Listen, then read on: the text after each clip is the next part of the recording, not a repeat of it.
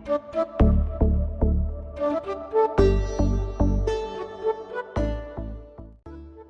हिंद दोस्तों, welcome back to the channel the rail Yatri. दोस्तों, आज के इस वीडियो में रेलवे के कुछ ऐसे नियमों के बारे में जानेंगे जिन नियमों की वजह से बहुत से लोग फ्री में यात्रा कर सकते हैं, और वो भी हमारे भारतीय रेल की हर प्रकार की ट्रेन में।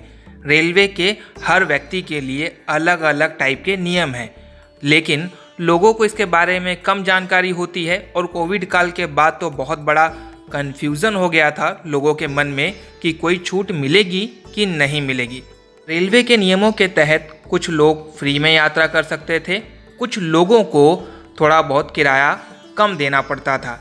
लेकिन कोविड काल आ गया। कोविड काल के बाद में अब परिस्थितियां धीरे धीरे ठीक हो रही हैं, फिर भी नियमों को लेकर बहुत सारे लोगों में कन्फ्यूज़न है। और एक बात आपको इसी वीडियो में बताऊंगा, अगर आपके पास रेल टिकट नहीं है तो उसके भी क्या नियम हैं। अगर आपका रेल टिकट घर पर छूट गया है और या फिर आपके पास रेल टिकट नहीं है तो उसमें भी रेलवे का क्या नियम होता है, उसके बारे में भी जानकारी होगी। ये सारे नियम 2022 के हैं और लेटेस्ट नियम हैं, और इसके बारे में जानना बहुत ज़रूरी है आम रेल यात्री के लिए। फिलहाल दोस्तों, इस वीडियो में आगे बढ़ने से पहले मैं आपको रेलोफाई ऐप, जो IRCTC का प्रीमियम पार्टनर है, उस ऐप की कुछ नए फीचर्स के बारे में बताना चाहता हूँ। आपने देखा होगा PNR जब हम लोग चेक करने जाते हैं इंडियन रेलवेज़ की वेबसाइट पर, तो वहाँ पर आपको कैप्चा भरना पड़ता है और फिर बड़ा झंझट वाला काम होता है, तब जाके आपको आपका PNR पता चलता है। लेकिन रेलोफाई ऐप की एक बहुत अच्छी सुविधा है, जैसा कि आप यहाँ पर देख सकते हैं। यहाँ पर मैं अपना PNR पोस्ट करता हूँ और मुझे तुरंत मेरे PNR के बारे में अपडेट मिल जाता है। कोई कैप्चा भरने की मुझे ज़रूरत नहीं पड़ी। अभी मैं कैसे ये याद रखूँ कि मेरा पुराना PNR स्टेटस क्या था, तो ये भी एक सबसे बड़ा इशू रहता है। तो उसके लिए आप रेलोफाई ऐप का जो व्हाट्सएप PNR वाला ऑप्शन है उसको आप क्लिक कर सकते हैं, जैसा कि यहाँ पर देख सकते हैं ठीक सामने दिया गया है। दोस्तों, अगर आप यहाँ पर अपना PNR स्टेटस चेक करते हैं तो आपका पुराना PNR स्टेटस क्या था वो भी आप व्हाट्सएप पर देख सकते हो, और नया स्टेटस क्या है वो भी आप पता कर सकते हो। ये बहुत अच्छी सुविधा है। दोस्तों, अगर आपने अभी तक रेलोफाई ऐप डाउनलोड नहीं किया है तो रेलोफाई ऐप का लिंक डिस्क्रिप्शन में दिया गया है, आप वहां से रेलोफाई ऐप को डाउनलोड कर सकते हैं। और अगर आप टिकट बुक करेंगे रेलोफाई ऐप पर तो आपको डिस्काउंट भी मिलेगा। फटाफट रेलोफाई ऐप को डाउनलोड कर लीजिए और सुविधाओं का लाभ उठाइए। फिलहाल दोस्तों, अपने वीडियो के टॉपिक की ओर वापस आते हुए मैं आपको जो रेलवे के नियम हैं उनके बारे में एक एक करके जानकारी दे देता हूँ। दोस्तों, जो लोग विकलांग हैं या फिर दिव्यांगजन हैं, उन लोगों के लिए किराए में क्या नियम है उसके बारे में मैं आपको बताना चाहता हूं। अगर कोई व्यक्ति दिव्यांगजन है और वो ट्रेन से यात्रा करना चाहता है तो उसको किराए में 40% की छूट मिलती है। चाहे वो व्यक्ति AC क्लास में यात्रा कर रहे हों, स्लीपर क्लास में यात्रा कर रहे हों, या फिर वो जनरल क्लास में यात्रा कर रहे हों। उदाहरण के तौर पर अगर किसी ट्रेन का किराया 1000 रुपये है तो दिव्यांगजन के लिए वो किराया 600 रुपये होगा।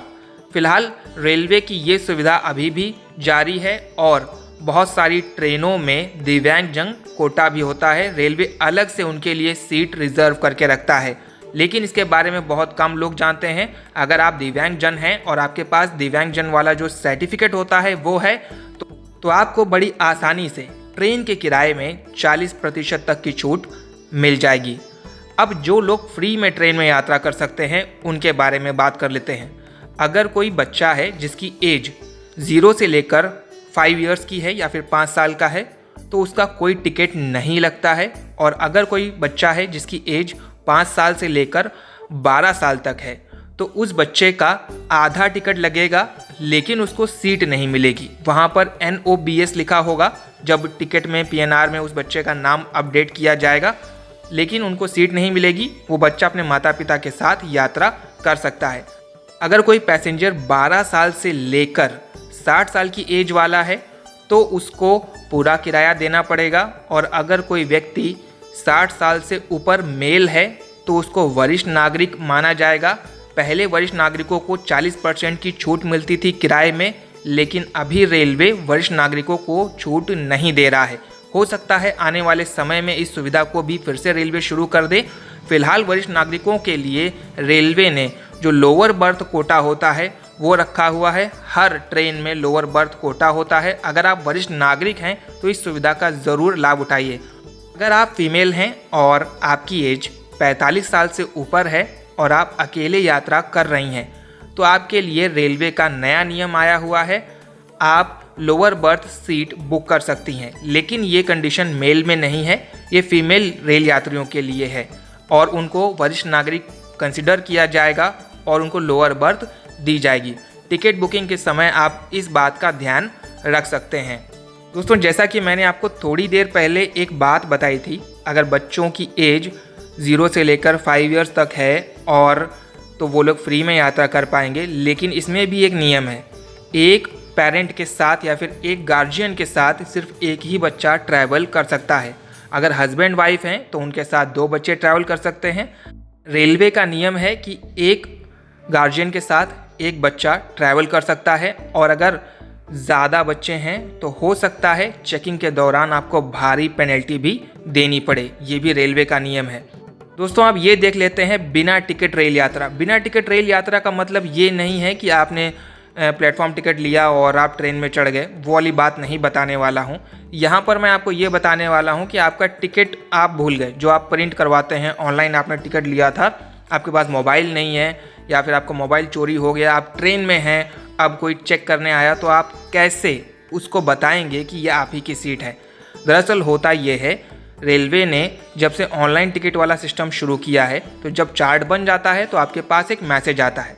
अगर आप वो मैसेज टीटी या फिर चेकिंग स्टाफ को दिखाते हैं तो वो बस आपसे कुछ नहीं मांगेंगे, ज़्यादा से ज़्यादा एक आईडी प्रूफ मांगेंगे और उसके बाद आप आसानी से अपनी रेल यात्रा कर सकते हैं। लेकिन ये सिर्फ ऑनलाइन टिकट वालों के लिए होता है। अगर आपने रिजर्वेशन काउंटर से टिकट लिया था और वो टिकट आपके पास नहीं है तब आपको प्रॉब्लम होगी, क्योंकि तब ये नियम लागू नहीं होगा।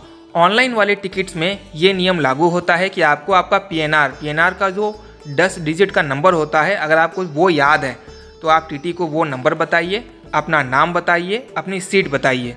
टीटी आपसे कुछ नहीं मांगेंगे, ज़्यादा से ज़्यादा आपकी आईडी मांगेंगे। बहुत बार आपके साथ ये हुआ होगा, आपने ऑनलाइन वाला टिकट लिया है, ना आपसे टिकट पूछा जाता है और ना आपका मोबाइल में जो मैसेज आया है उसको देखा जाता है। डायरेक्ट आपसे आपका नाम पूछ लिया जाता है और टीटी आपसे कुछ नहीं मांगते हैं। ऑनलाइन वाले जो टिकट बुक होते हैं वो लोग बिना टिकट दिखाए भी यात्रा कर सकते हैं, लेकिन जो लोग ऑफलाइन वाले टिकट यानी कि रिजर्वेशन काउंटर से लिया हुआ टिकट है, वहाँ पर आपको अपना टिकट दिखाना पड़ेगा। दोस्तों, ये थे कुछ रेलवे के नियम जिनके बारे में जानना बहुत ज़रूरी होता है अगर आप ट्रेन से यात्रा कर रहे हैं। फिर भी अगर आपका कोई भी सवाल हो इन नियमों से जुड़ा हुआ या कोई टॉपिक छूट गया हो तो कमेंट करके ज़रूर बताइएगा। आने वाले वीडियोस में उस टॉपिक को भी कवर करने की कोशिश करूंगा। आज के वीडियो में बस इतना ही। मिलता हूं आप लोगों से किसी और नए वीडियो में किसी और नई जानकारी के साथ। Thank you so much for watching the rail यात्री चैनल एंड कीप सपोर्टिंग।